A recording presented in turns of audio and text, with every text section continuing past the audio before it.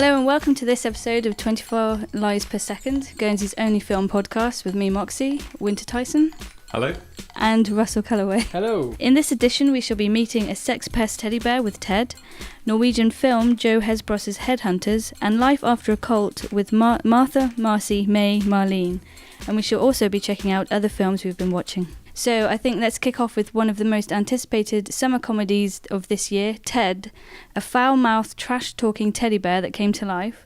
Co-written, produced and directed by Seth MacFarlane, who also did the voice of Ted and performed the motion capture, takes us into some live-action yet familiar comedy stylings as his animated TV series creation Family Guy and American Dad.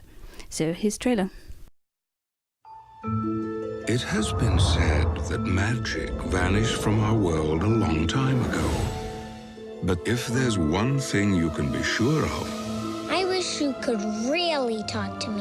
it's that nothing is more powerful than a young boy's wish. You're my best friend, John.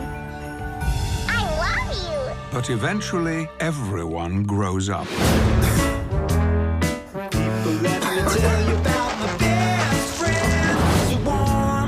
I'm taking Lauren to dinner. You don't think she's gonna be expecting something big, do you? It's been 4 years, Johnny. You and me have been together for 27 years. Where's my ring?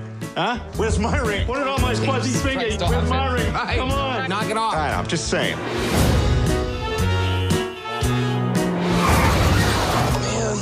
That's my bad. I was sending a tweet. John. Hi, Thomas. How are you?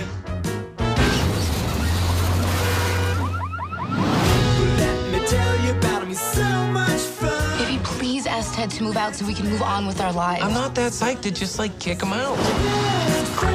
Oh, Laurie, hey, you're home early. who are these girls? Oh, my God. Where are my manners? Laurie, this is Angelique, Heavenly, Shireen, and Sauvignon Blanc. I swear to God, her name is Sauvignon Blanc. Show her your Chevron card.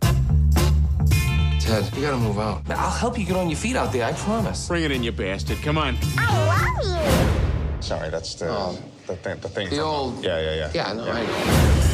I met a girl. Nice. She's a cashier. You know what I like to do to her? Something I call a dirty fuzzy.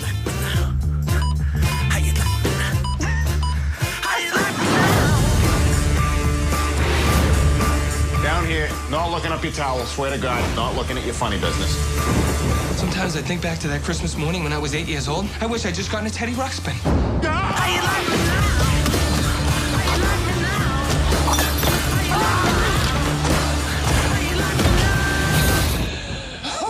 Why are you crying? My joke gets squished by the TV. I look stupid. No, you don't. You look dapper. John, I look like something you give to your kid when you tell him grandma died. The film starts in 1985 in Massachusetts, where an 8-year-old John Bennett, played by Mark Wahlberg later on, was an only child who wished for his Christmas present, a large teddy bear, to come to life and to later on be his friend. His wish was granted by a magical falling star, and Ted becomes very real. He then goes global and for a brief time a celebrity. During the beginning credits, we are shown glimpses of their lives together, growing up, and provides a setting for present day where John is now 35 and in a 4-year relationship with Laurie Collins, who played by Mila Kunis, and is still very much best friends with Ted. So enough of the background. Would you want Ted as your friend? I don't know, because I got to say, I sat there in the cinema enjoying the film, and there were some funny bits. But then when you sort of, the further away the film gets, the more it's been annoying me. Because none of the jokes arise from anything to do with the plot. They're all just random jokes, which is how Family Guy is, and I'm a big Family Guy fan. But that's 20 minutes. And this is 90 minutes. This is barely a film. Barely. To be honest. Pun there. Yeah, oh, well. And it's amazing that Seth MacFarlane's, I would imagine, was given pretty much a blank slate to make a film with the success of Family Guy and the other bits and pieces.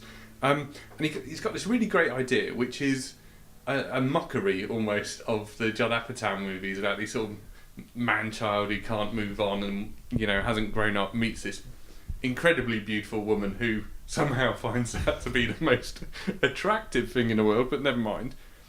And it's wasted on essentially what is a rude bear.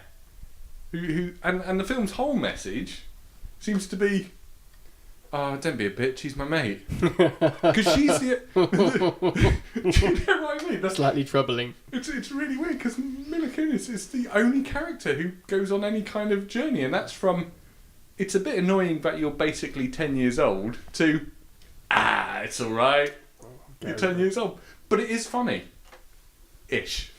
Yeah, I mean, it's funny you said that as the week's gone on, you've got slightly less out of love with it as you like, because I had exactly the same experience with it. I went to see it and I laughed. I mean, I came out of the cinema feeling a bit weird because I didn't love it, but I didn't hate it. But like you said, there are some really laugh out loud moments, you know. And if you like Family Guy, you are going to laugh at this movie.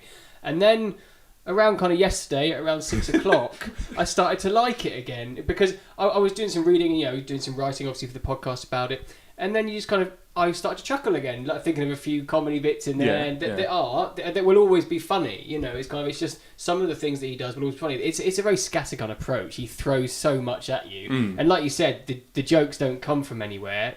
That they are just jokes that he throws in. There's a lot of 9/11 references. There's lots of random stuff. There's poo on a carpet at one point, which is one of the more random kind of parts in it.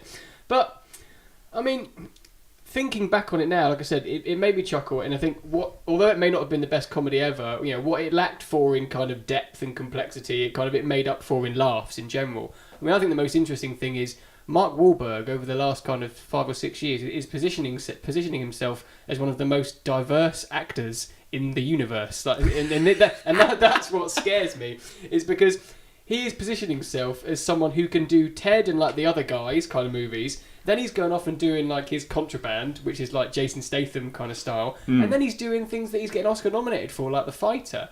And I think if you'd have told Mark Wahlberg 15 years ago, after kind of Boogie Nights, that he'd still be doing it, and not only that, but covering all the genres and kind of getting respect for it as well. I think good luck to him. He's doing a very good job of it. I love the fact that it wasn't a talking bear that no one else could see. I like the fact that that was an interesting point of it for me, that this was a talking bear that the world knows and gets bored with, and then obviously that's the whole story. It takes it as that extension of that. So I like that. And if you want to go and read a fantastic bit of writing that tries to do psychoanalysis with Ted, then go to the Guardian website, where you can learn all about how Ted is the id, and Mark Wahlberg is the ego, and Laurie is the superego, which quite frankly is hokum. But if you care about Freud. I mean, Claire, what did you think? Well, I'm a huge fan of Family Guy, and not so much American Dad, but I obviously enjoy watching it. But I was just blown away with how many actors that they had found to star guest in. Like Tom Skerritt, there was a continuous running joke, because like everyone had a picture of Tom Skerritt, and then he appeared at, I don't know if they could do too many spoilers and stuff, but the one thing that really made me cringe throughout the whole entirety of the film was Norah Jones coming into it, and it was so disrespectful, because I thought it was a fantastic laugh out loud film with some classic comedy timing, and then this thing happened with Norah Jones, and I thought, okay, that's a bit, I don't know, I just felt a little bit disrespect. I think one of the things I was thinking about, and one of the things I've been thinking about this sort of past week about it, is that in Family Guy, Peter Griffin, and it's the same in Cleveland Show and American Dad, the main characters they're not portrayed as lovable characters. I mean, you kind of like them because they bumble through, but they're not. They're idiots. Often, They're idiots, and they're quite often quite nasty. And there's a lot of characters around them who keep that in check. And it, you know, occasionally they sort of stray over the line. But I think the good thing about those shows too is you're laughing at the characters rather than the things they're saying most of the time. But with this film, because he's essentially just gone, oh, it's that character I always do. Shove that into Ted, who's supposed to be who to me is set up as a likeable character, and it just made me think, at what point is ironic racism just racist? Yeah. Especially the bit with Norah Jones was really quite odd, and there were a couple of lines where he sort of flat out said, you know, like black people. Yeah. And you're kind of like, oh really? Yeah, it's true. It's because with Family Guy they have like Brian and Stewie, and one of them always keeps the other one in check. And it's kind of like they redeem themselves, because the other one goes, man, you went a bit too far with that one. Where I thought that would happen with Mark Wahlberg's character John and Ted, but there wasn't any of that kind of redemption. Sometimes it was just quickly on to the next thing. And I think it didn't quite play out as well as Stu and Brian, where I think they wanted to have that effect, but it just didn't. It didn't. Some things I felt kind of laughing, but I still feel really bad. Because the Mark Wahlberg character, she does say that line where they're all going on. All her work colleagues are chatting about this guy she lives with, and she says, but he's beautiful. Look at him, he's the best looking man in Boston. Yeah. And then you kind of, even with that, he's a good looking chap and all, but even with that, you kind of think, he's kind of a bit of a dick. Yeah. I mean, there's like a level of dickishness to the characters that you can't quite, I don't know, I found I couldn't quite get past that sometimes. Yeah, I mean, I think one thing that I maybe struggled with was because the idea of the movie is so unrealistic, for it to work perfectly, the rest of the film has to be quite realistic for me, and yet a lot of the things that Claire was talking about with the actor cameos, especially there's loads of stuff with Flash Gordon and stuff going on. Yeah, that was hilarious. And that's just it's very funny, but it gets very tired very quickly for me. Yeah. And I think personally, I went to see it with 3 people who I don't think had seen Flash Gordon. I mean, that's their problem. But if you haven't seen Flash Gordon, I'd say about maybe 15% of the jokes in this film you ain't getting. That's just the way it is. And so it was a bit disjointed for me. But I mean, like you said, I think comedy is one of the hardest things to get right. It was funny. Personally, we did 21 Jump Street about 4 or 5 months ago. I preferred this to 21 Jump Street, but I wasn't a big fan of that. Right. But I did laugh. I would recommend people to go and watch it. But it's not as good as it could have been, I don't think. I'd say wait for the DVD on this one.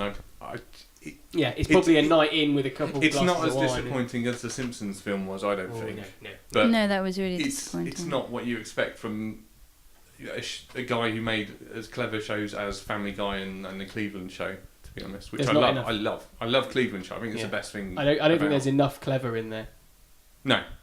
And I think, and it's difficult because you're looking at Family Guy, which has obviously got 13 seasons worth of built up gags and running jokes, and that's part of what makes it funny. And this obviously hasn't got that. It's starting kind of from zero again. But like you said, you expected something a bit more coherent for me, kind of a bit more. It had all the edge, but without any of the kind of there's a background to it. There's a thing with Seth MacFarlane where I find there's like Sacha Baron Cohen and Ricky Gervais, and we keep getting told these guys are the gods of comedy. But I haven't seen The Dictator yet, but time and time again, they're not really doing anything that interesting. No, it's not particularly revolutionary, or funny, or clever. Any of them. The Bear looked good. Ted looked good. Oh, it looked fantastic. Yeah, that's the revolutionary bit. Ted looked good, but like I say, and Giovanni Ribisi. There is some great dancing in there. Seriously, have you seen anything so creepy? Giovanni Snake Hips Ribisi. That was impressive. Yeah. Okay, next we've got Norwegian film Joe Hesbros's Headhunters, directed by Morten Tyldum. I'm not very good at pronunciations, and a cast that I can barely pronounce. So just moving on, Roger Brown works as one of the most powerful headhunters in Norway. To support his extravagant lifestyle, he is also an art thief, which he does in cahoots with a friend. They replace the originals with forgeries, which go undetected, at least until the trail back on them goes cold. Now, I haven't seen this film, so I'm just going to hand straight over to whoever wants to take this one on. Is it a film that I should go home after this and watch? It is brilliant. Like, I really enjoyed it. It's one of the most different films I've seen in a very long time. You kind of don't really know where it's going half the time. Like, it starts off like I say, that synopsis does not really go anywhere near where it ends up in terms of a story. Which is great, But I really, like I say, a real great mystery, and really enjoyed it, and very, very interesting, and it all kind of in the end it does a great thing where you realise it all kind of hinges on one kind of thing, and I don't really want to. You can't really talk about it in terms of, it's very much flagged up at the start. It's difficult. It's really hard to talk about without kind of giving away, because all the great bits are really different. It's got great performances in it, and it's got the chap, I don't know, I can't pronounce his name either, the guy from Game of Thrones, Mr. Jamie Lannister from Game of Thrones, who is excellent in it. Which halfway through I did go Kingslayer. Yes, I had to shout it Kate looked at me as if to say, "You what?" But it's a real kind of gritty. Yeah, it's got kind of comedic elements to it as well, but it's a great mystery, and it goes places that you don't expect it to go. and it goes some really quite dark and weird places as well. But that's my kind of film. Like I say, I didn't really know what to expect. I've read a couple of her books, but none of them kind of more from a series, not this one. But I really enjoyed it. Winter, I don't know. Yeah, no, I loved it. I mean, this is sort of one of those movies that sort of America used to churn out, but they seem to have gone off at the moment. That's essentially dumb movies with fascinating texture to them. These sort of convoluted, stupidly plotted. Because it's mental. And I wouldn't really like to try and pick it apart because I think that would ruin it entirely. But they've just got these odd little moments peppered through. I mean, if I say to you, 2 cops, a dog, Slumdog Millionaire, there are these moments that are just really off kilter. And I thought that were brilliant. It goes down this, like you say, it goes down this really odd path in the end where you kind of... It strays towards, I don't know if you've ever seen the Kevin Bacon movie, Death Sentence. Yeah. It sort of strays along those... And the lead actor, Axel Hemme... Nice, well done. I think. He was in... there's a really good film about Norwegian resistance called Max Manus, Man of War. And it's fantastic. And he does what he did in that film. He's a little guy. Yeah. But he's got a really interesting screen presence. And he's got that real... And I mean, the film has part of this as part of his character. I think his first line in the film is, "I'm 5'6", that needs compensating for." Yeah. And it's like watching Steve Buscemi, Action Man. He is quite really Steve Buscemi-like. I would recommend this to anyone if you like stuff like The Serpent and Tell No One. Where it's kind of there was a good one last year, Point Blank, I think it was. Yeah, Point Blank. These sort of odd little European thrillers that just say, right, here's where we're going. Yeah. Let's go. And fantastic. I thought it was a really smart little film, really interesting, and one of the better films I've seen this year. So moving on to Martha, Marcy, May, Marlene, written and directed by Sean Durkin, starring Elizabeth Olsen, Sarah Paulson and John Hawkes. Martha has run away from an abusive hippie-like cult where she is living as Marcy May for 2 years. She turns to her sister and brother-in-law who take her in and want to help her. The problem is, Martha is having a hard time separating dreams from reality when her haunting memories of her past keep resurfacing and may need more help than anyone is able to give her. Here's a trailer.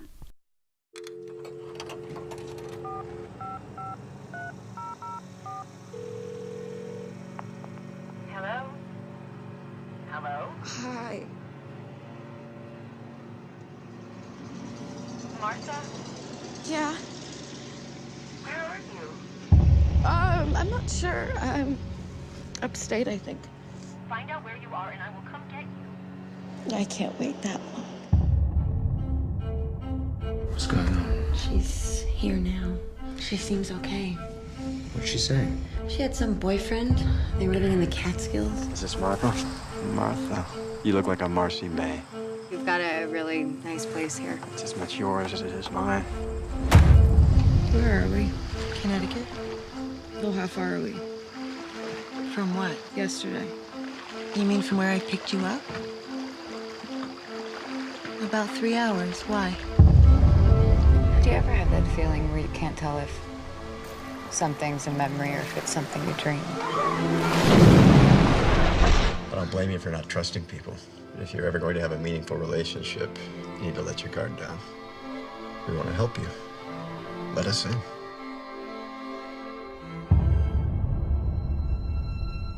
What happened to you? You're a teacher and a leader, Marcy. Now prove it. Shoot it. They're living animals. So shoot Max then.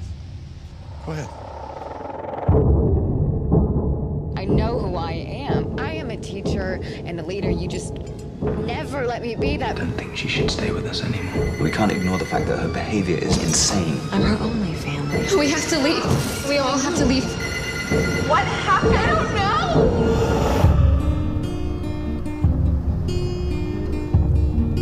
Well, she's just a picture who lives on my wall. Just a picture. You're my favorite. I won't lose you. That's all.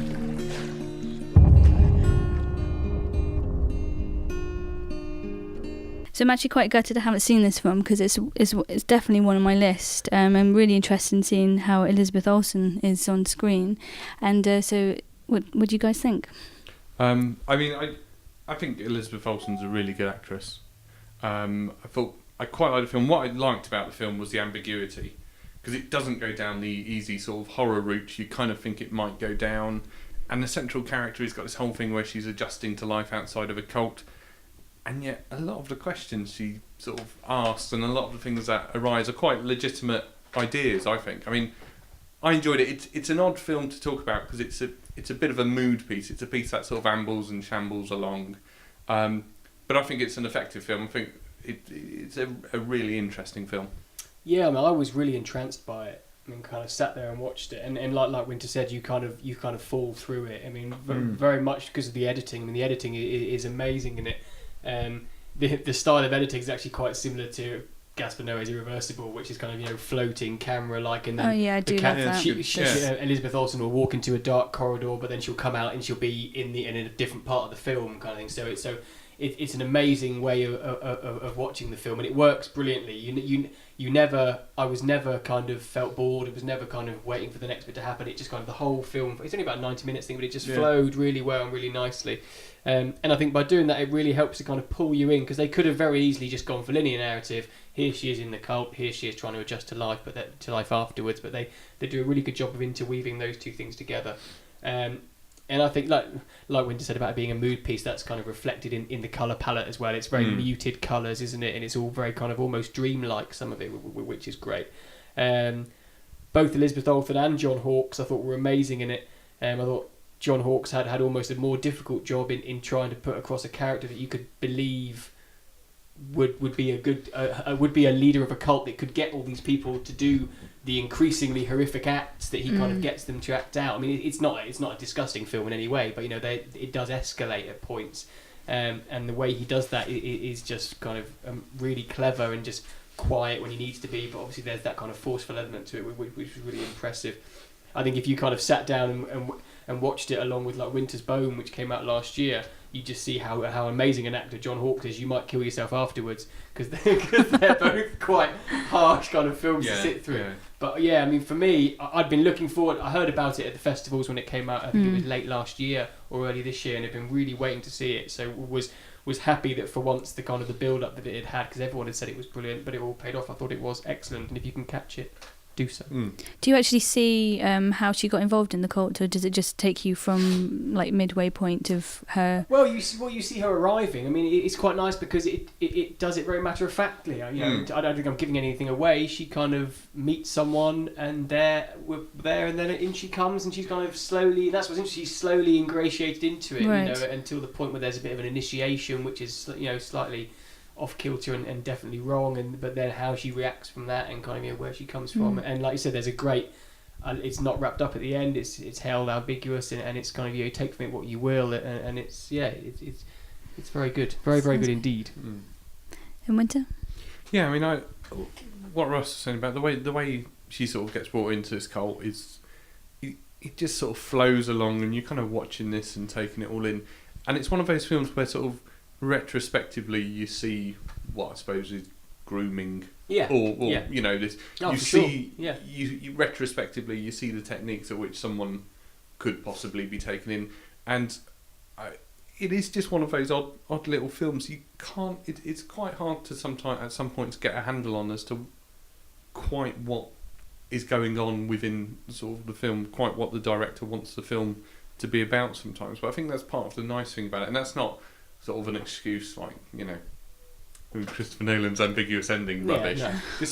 It's one of those. It leaves everything open, and like I said before, she makes points about her sister's life that are quite genuine sometimes, and you think no, that is it interesting. Plays both and you sides can of the really coin see very well. how sort of the mechanics of sort of this gentle type of brainwashing could happen to someone, but also how hard it is to come out of the other side of that, and sort of. I think what the film does sort of towards the latter part is there's a real ambiguity to what precisely is happening later in the film, and it really shows you kind of the sort of the emotional and sort of mental scars that this kind of abuse can leave someone with. But no, and again, because the editing style, the way it's shot, it's one of those films that all the pieces just click into kind of, it's shot in a particular way because of what the story is about. It's structured in this way because that's how she's experiencing her readjustment and so on. And I mean, the acting's superb throughout. It's beautifully shot, and it's one of those films, perhaps not something I'd revisit, but the next film the guy makes, I'll be hunting that down to watch, to be honest. Leading on to other films we've been watching lately, I've managed to see the 2011 Judy Lee's version of Sleeping Beauty, and just it's in no way related to Disney. I've actually been meaning to watch it for quite some time.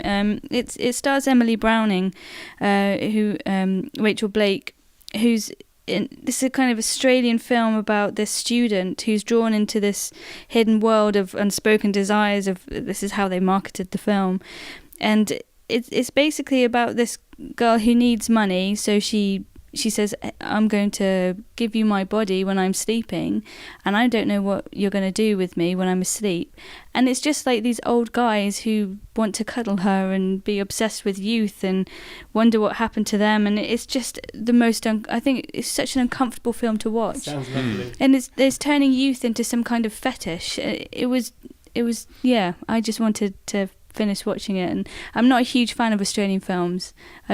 Most Australian films, I come away thinking I just don't get it. I don't it's a strong comment, but it's an honest comment, and I didn't know where this film was going. I think it's based on a book, and it just hasn't been done very well. Have you guys seen it at all? Yeah, I saw it a few months back. I won't say I liked it, but I was quite impressed by it. I felt, for me, it sort of played with this world of they're essentially high class prostitutes, and it sort of played into that world, the sort of similar world to Eyes Wide Shut, the Kubrick film, but it did it in such an staid and unerotic way that I didn't feel it was an exploitative film. I felt that it was legitimate in what it was doing. I just didn't think it was, at the end of the day, all that interesting. Which I just found it really sad. It's just quite it's a tough, not a tough watch, but it's a bit of. Yeah, I'm going to be honest. I'm not going to see it. Based on the two recommendations in the room, I'm probably not going to take this one in. To be honest, I try not to look at what other people have said about films if I'm going to talk about them, but I did go on the boards and have a look at what other people think, and there was some people really enjoyed it, but to be honest, a lot of people on the boards that I went to have a look at on IMDb just didn't really feel it either, and it was uncomfortable for me to watch, and that was my film. I caught Another Earth, which is the other film that came out at the same time as Melancholia, with essentially the same plot, where another planet Earth, a planet appears quite close. This one, it's Another Earth, as the title says, and it focuses on a character who's sort of got a bit lost in life, and it's about the obsession with imagining there's a mirror image of you somewhere. Did they make the same choices and mistakes? And I mean, it's a 90-minute sci-fi-ish movie. It makes some interesting points, and it's got a few chilling moments. I'd say it's quite a little treat. Okay. It's the type of thing you probably stumble across on Film 4 at sort of 11 at night, and you'll watch it till the end. The other film I saw was J. Edgar. It's the the Hoover biopic by Clint Eastwood. I got two. There's two things with this film. One is that Clint Eastwood has made what has got to be the least interesting film ever made about a fascinating life. I mean, it looks as if someone took all the sort of fun out of this. This film needed to be made by John Waters. I'm sorry, it did. You went someone who'd have just approached it from a completely random level. I mean, there's a really good film called Citizen Cohen, starring James Woods, in which he plays Roy Cohen, who acted as like Joe McCarthy's right-hand man, got dragged people up on American activities, went for the communists, went for the gays, went for the liberals, went for everyone. He appears as a character in Angels in America because he died of AIDS. Because he was a big fan of rent boys and boat parties and this whole lifestyle that he hated. And that's a fascinating film about this deeply conflicted, fucking awful person, you know, who you can't figure out if they hate themselves more than they hate the people they say they hate, but the same people that they're a part of. And that's interesting. But this Clint Eastwood thing, I mean, geez, how they make a boring film out of J. Edgar Hoover is fascinating to me. And two, with all the sort of CGI and special effects that go on nowadays, and all the little aliens and spaceships and all that shit, why can Hollywood not do two things? They can't do old person makeup. It's Army Hammer, or whatever he's called. I mean, he looks like a cartoon. It's awful. It's really awful. He looks like something from an alien from an 80s movie or something. DiCaprio, I mean, at least in Prometheus, you could say that the Wayland character was over 100 years old. Maybe that's what they look like. Super old. Here, it's just, they're just terrible. Going back to Headhunters a bit, they can't do old photos. Whenever you see an old photo in a film, this is him back with his army colleagues, this is him back in police capture. They're awful. They just, I could do a better job with scissors and tape. Why can't Hollywood do it?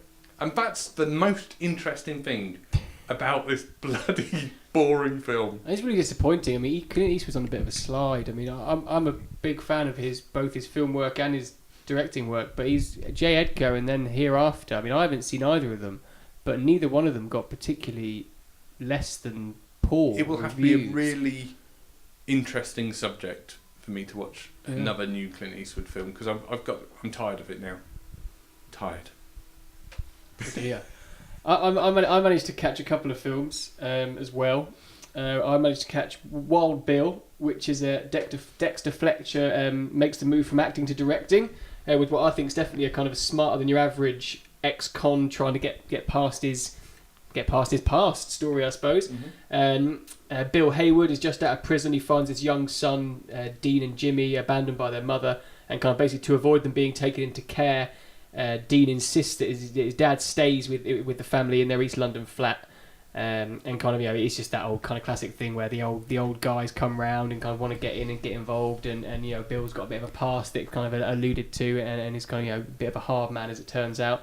I mean, I thought it was a really nice little neat tight film with some really good performances. I think Dexter Fletcher did a great job. It looks really good, really well directed. And especially, I mean, the best performance I thought was from Will Poulter, who plays his son Dean, who's kind of from Son of Rambo, who is just putting together. He's one of those guys that you just hope can make that transition from child star to grown up kind of adult, because he is so good in it. He's so kind of plays that kind of put upon older sibling who becomes that kind of father figure, but he does it so well. It's really good. And I mean, the other thing I liked about it is, the title itself kind of hints to it, but it's definitely got that elements of the Western genre in there. And I've written Unforgiven on my... for sure. Yeah. Up to the point where there's a fight in a bar and the bartender helps out. It's like it was such a nice little thing to do. So I mean, I would definitely say check out Wild Bill. I mean, very very good little movie that you might not have seen otherwise. And then the other film I saw was Young Adult. Which is what's his name, Jason Reitman's and Diablo Cody's latest film. Oh, right. Soon after her divorce, a character called Mavis, played by Charlize Theron, she returns to her hometown in Minnesota, basically looking to rekindle a romance with her ex-boyfriend, who is now happily married with a newborn daughter. So that kind of gives you an idea that she's not particularly nice. To be honest with you, the performance by Charlize Theron and the character of Mavis is brilliant. I mean, she's very good in it, and the character is very interesting and totally horrible and cringe-worthy, and there are those great moments. But I had the same problem that I had with Juno and with not Diablo Cody, but Jason Reitman's Up in the Air with George Clooney, is that people come out of these films and they say that they're hilariously funny, and I'm yet to find one that is anywhere more than slightly chucklesome. That's a good word, chucklesome. Because, I mean, it's just, for me, it all just gets a bit worthy and a bit boring, and the same thing happened with this, and it didn't wrap itself up neatly in a bow, which I liked. It kind of, she is what she is, and you just have to kind of go with that. but it was supposed to be hilarious. As far as I'm aware, this was a comedy, and it was supposed to be very funny, and it was maybe funny once, twice maximum, and so it didn't fulfil its remit for me. It was an interesting little film, but if I had to choose between Young Adult and Wild Bill, I would Wild Bill every single time. I gotta say, Wild Bill was the surprise of the last fortnight as far as films were. Films are concerned. I mean, I was expecting a right royal barrel of monkeys. Yeah, exactly. Do you remember that Fast Chase sketch they did about the Guy Ritchie films? It's just people pulling up in fast motors going shite. So I was expecting that kind of stuff, but it was such a gentle, nice little film, and really quite touching. And it gets a bit dark towards the end, but it does it. It was one of those films where when the sort of generic bits started coming in, I thought, oh no, here we go.